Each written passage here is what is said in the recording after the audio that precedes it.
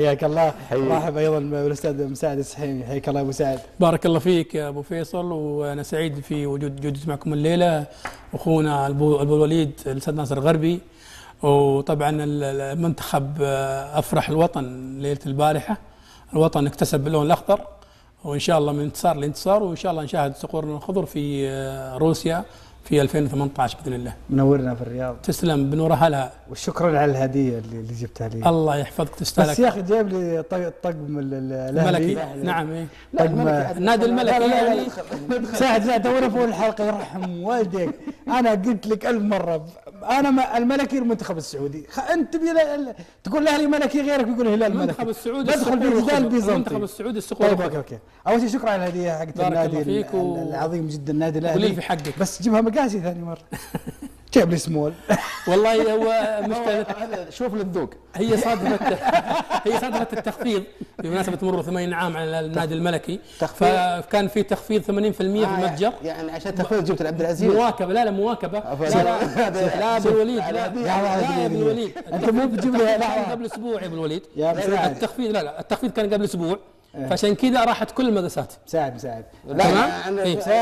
انا البارح جبت له. مساعد مو تجيب لي هديه، خليك معي. مو تجيب لي هديه. لا والله مخفضه. وتقعد تقول شوي الملكي.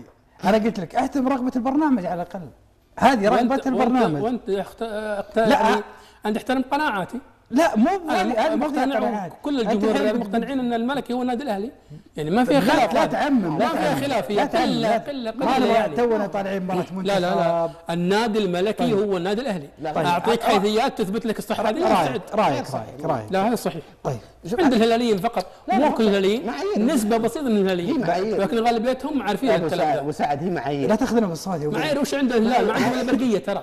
برقيه. خلاص ملك ذا. لا برقيه، ما هو مرسم ملكي، برقيه. ادخل موقع الملك عليها توقيع الملك سعود. شفت. لا ما في الملكي. ما في مرسوم. لا هذه القاب. انت من تشوف الملكي؟ الملك بس على راسي من فوق، واحنا في دوله ملكيه.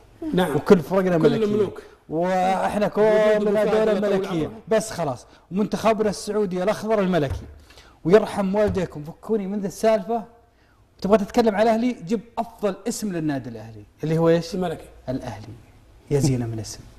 افضل اسم للنادي الاهلي الاهلي. هذا اسم الرسمي اكيد. لا هو افضل اسم وافضل حاجه تتغنى فيها بالاهلي. قل الاهلي بس، والهلالي يقول هلالي بس. فكونا من هذا الصح اصلا. بس الجماهير مناكفات جماهيريه. لا هذا نتفق الجميع على الكلام هذا، ولكن نسبه قليله من الهلاليين يعترضون على الشيء. اوكي بس ممكن نتفق في الملعب الاخضر. انا ما ابغى هلالي يجيني يقول لي الهلال الملكي، ولا ابغى هلاوي يجيني يقول الاهلي الملكي. بس هذه سياسه الهلاليين منقسمين. سياسه ما علي انا منهم. سياسه يقر بملكيه الاهلي والنصف الاخر مساعد. هذه سياسه الملعب الاخضر. يتعلق ببرقيه، والبرقيه يعني معروفه ان الدول الملكي يرد على اي استفسار، على اي برقيه، اي مواطن. ابدا مش قرار ابدا. ارسل 3 خيارات للملك سعود رحمه الله عليه. لا الوحده والهلال وفي اسم ثالث، فاختار الملك سعود. ويقال انه المكتب عنده مو شمال شخصيه. طيب لحظه ما نبغى نرجع. ما فيها توقيع. مساعد يا مساعد. انت جيب لي وثيقه عليها توقيع الملك. يا مساعد جيب لي وثيقه، طلعها لي الان وامام المشاهدين. وثيقه على توقيع الملك. تتقول على الملك سعود؟ ما هو تقول يا اخوي برقيا. انت تقول انت تعرف الاصول الاداريه يا ابو. اذا انت تعرف الاصول الاداريه. طيب ممكن نقفل المحور هذا يا شباب.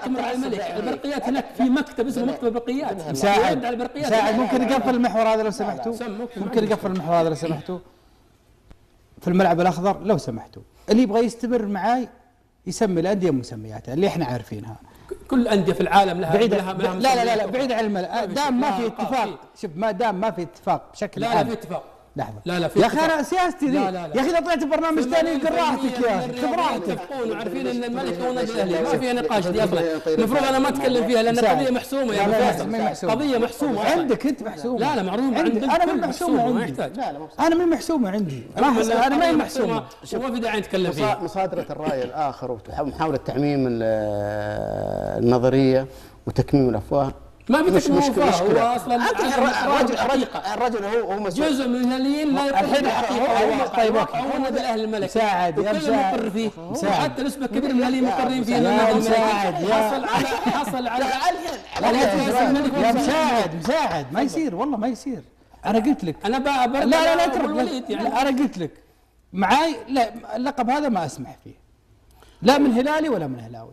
معي على الطاوله هذه انا ما اسمح فيه. هذه حقوق ثابته يا اخي انا قلت لك اطلع الف اغنيه عن الاهلي الملكي وما بسمعها انا.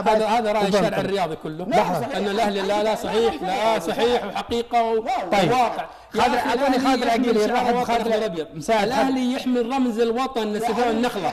الاهلي حصل على 13 كاس الملك. الاهلي الوحيد اللي استلم كاس الملك من جميع الملوك من 6 ملوك.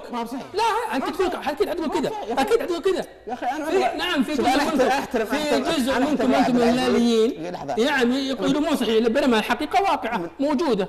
طيب البرنامج مساعد احترمه ولا اقدر ارد عليك لا لحظه ما في عندكم البرقيه هذه. ما في شيء عندكم شيء. مساعد تخلون نكمل الحلقه. تفضل يا ابو فيصل. نكمل الحلقه. تفضل يا ابو فيصل عشان اتخذ قرار انا بس. تفضل ونكمل الحلقه ونختم اللي تشوفه. والله اذا بتستمر انت المدير انت مدير اذا بتستمر كذا انا ما راح ما استمر. انا برد على الوليد. لا ما جاب طاري هو ما جاب ترد علي. صح ما قلت شيء. طيب ما اعرف الحقيقه.